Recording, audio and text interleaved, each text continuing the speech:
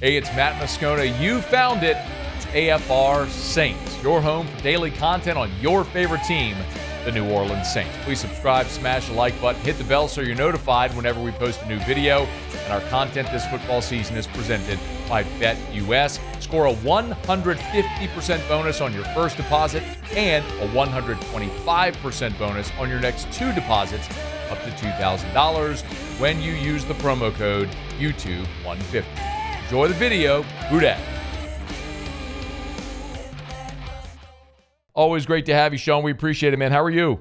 I'm good, buddy. Good to be on with you. Excuse me. Of course. It's always our pleasure. Hey, man, let me just start kind of with the news from today, and then we'll work backwards. But Ian Rappaport is reporting it looks like, despite Darren Rizzi suggesting Carr may play again, actually thinking it's likely he would play again this year, that hand fracture multiple places, at least a couple of weeks away from contact, meaning his season is, with only 3 games left, is for all intents and purposes over. Yep. Should they make the move to put him on IR? Like, is that the right thing to do right now, or is there any reason to hold out hope? I don't know. I mean, they want, if you put him on IR, it frees up another roster spot, right? So you can get another player. If he can play the last game of the season, does it really serve a purpose? I mean, do we really think they're going to be in the hunt, or are we still? I mean, they have not been mathematically eliminated. I don't believe. Have they, Matty? I don't think they have. They have not, but they would have to win out, and Tampa would have to lose out. So basically, what I'm saying, they're mathematically eliminated. Yes. Okay. Yes. For the most part, there's absolutely no reason. Now, well, I take it back. There's one. If you're the coach and you want to save your interim job and turn it into a full-time job, you want Carr to play. You just do. But are you willing to sacrifice? I mean, not that he would. He's a coach. He wants to win games, and who doesn't? But I don't think he'd put, Derek in harm's way if he felt he wasn't healthy to try and win him a game to say, well, does it matter? I personally believe the decision's probably made already. I do. I mean, at least it's what I'm talking about for moving forward, whether it's to keep him or it isn't. I don't think that they got to see a whole lot more to say, well, now, unless, of course, you say our starting quarterback's down, this team, he got us to play hard. When I say play hard, play smart and win games. Everybody should play hard. And we won 3, and that's it. I believe in their minds, they have. I guess what I'm saying is they have a plan. And the plan is it's either this or we're moving on. So for Rizzi, you want the quarterback out there, but if he's not healthy and you're going to get him for 1 game, you also, if you're going to be the coach moving forward, or if you're not, you want to see if the franchise needs another quarterback. I mean, they've had moments. I suggested last week they play both. They did play both the backups. Mm-hmm. If I'm them, knowing what I know and that there's a good chance that he wouldn't be right, why wouldn't you put him on IR? I don't know why you wouldn't. Give yourself a roster spot to try and find a player, somebody who can contribute. Find out about the young guys and hope. Now, if he can pull it off with young guys and win 2 or 3 games in a row, then maybe he's got a chance. We'll get right back to the video, but great opportunity to remind you again about our partners this football season at BetUS, where right now you can get a 150% bonus on your first deposit and 125% bonus on your next 2 deposits up to $2,000 when you use the promo code YouTube150. So let's lock in this week's bet for Saints Packers. Super easy. You go to BetUS on the left side. You'll see the football tab. We're going to hit the drop down right there, and we're going to see NFL lines for Week 16. Here we go. Of course, the Saints and the Packers are on Monday Night Football, so we're going to scroll all the way to the bottom, and there it is. How about this? A 13.5-point line, and it should be. It's Lambeau Field. It's prime time. The Saints are playing a backup quarterback, and the Packers are playing for a potential 1 seed. Not out of the question. Could you really lay 13.5 with Green Bay? You're darn right we can. We're going to do it. We're going to lay 13.5 with Green Bay. You place your wager right there. It's going to ask me to confirm a couple of taps, and just like that, your bet is locked in. Maybe you're a little more optimistic about the Whodats than me. You could prove it. Go to BetUS, use the promo code YouTube150, where you can get 150% bonus on your first deposit, 125% bonus on your next 2 deposits up to $2,000 when you use the promo code YouTube150. Now, enjoy the rest of the video and Whodat. you and I both know this, and it had nothing to do with coach. It has everything to do with that interim status. I'll be shocked if any of the interim coaches are here. I don't think that, even though it's a year later, a bummer, but I don't think Antonio Pierce is going to keep that job. I don't believe. You think after this, you think he gets fired this year? I do. Okay. And I hate it because I like him, but I mean, they're just not. They're a bad football. It seems like people have checked out. And as much as I like Antonio Pierce, the optics. Now maybe Mark Davis says that's okay. We're going to give him. He didn't really have much of a fighting chance, but guys can't check out. That's a putrid football team. Now maybe that works in his favor because I know he wouldn't quit. That's not his style. I don't believe Chicago's interim coach is going to last. I don't see the New York Jets interim coach lasting. And so I think it's just you have to almost do perfect stuff to have it happen. Now I think coach has got some pretty good response here in New Orleans, but it's much harder to keep them than it is to let them go because everybody wants something fresh. We affiliate guys with the previous staff, even though it's not fair. They want a sexy hire.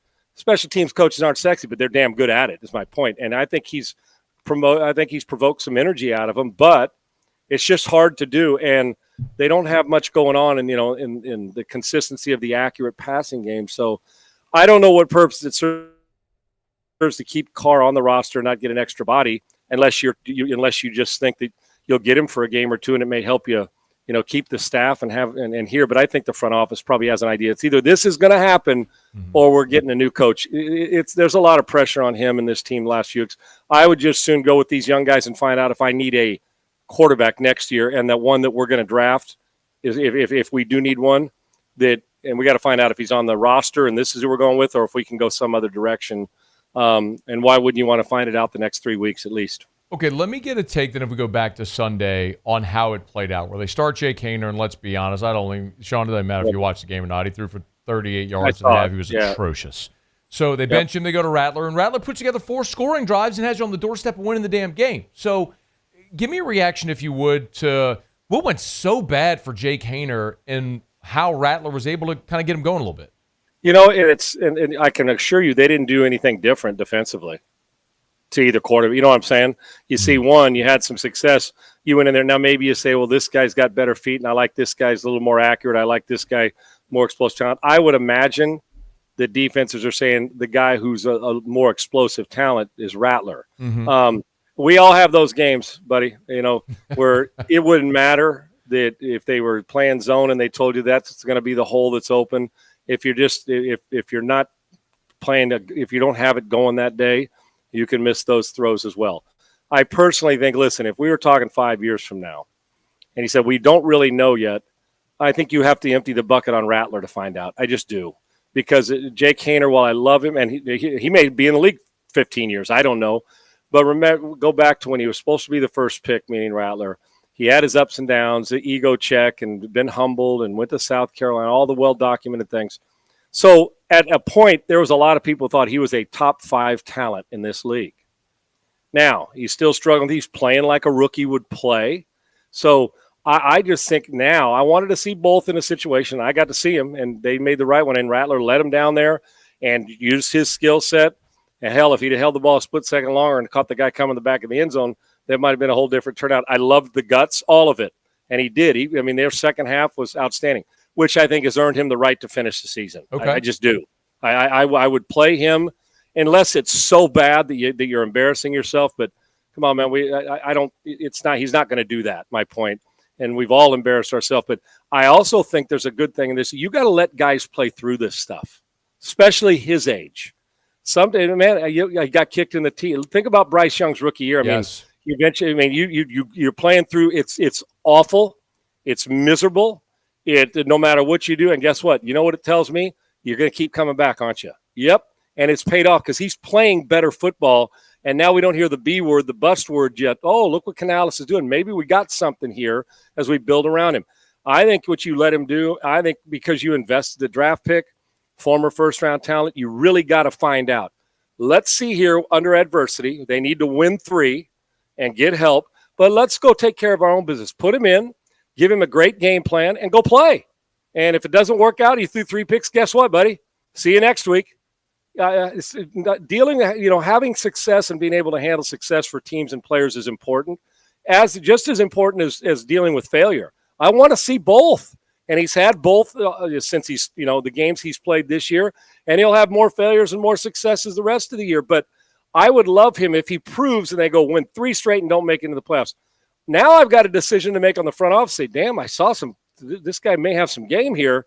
Let's not waste a pick where we thought we might have to, and let's go. And then you go into the spring and you say, okay, that's our guy. And the team starts to rally around that. And I like teams that know who that guy to turn to, that they know who their leader is. And he'll still compete and get after it. So I think there's more to gain by playing him, and he's either going to play his way through it and deal with the adversities and successes through these last few games and feed off some of the successes and failures he's had already this year, or he's either going to play through it and play great, or it's going to be average. I mean, it's going to be one of them, or if he struggles, we're going to find out where his attitude goes too. I just think I can learn a lot more about where my team's going. I know who Derek Carr is. I do, and I know that we're not making the playoffs with the way that it's got to shape out. I don't know all the way who Rattler is or Haener, but Rattler comes a little bit more intrigue. Why don't we find out? And if you still don't know at the end, put it this way: if you don't know at the end of this year, not that he's going to be a star, but that we're going forward with him, then guess what? He's probably not your guy. At least maybe you have to at least go say, well, would I steal a guy in the second round? I don't know, but I personally. I would run with it, and let's see how he handles all of it in some 2-minute drills. I want to put him through everything and see if I can not only save a coaching and a coaching staff's job, if that's what the future is, if they're going to keep the interim coach, or let's all move on. And you know what? And he's also showcasing himself. Why? Because if they do fire the coach, guess what? A new staff may love or may not love Rattler. They'll have to find out, or the rest of the group. So got to find out where you're going in the future. And obviously Carr's still around, but I'm talking about your distant future where you're looking for another guy.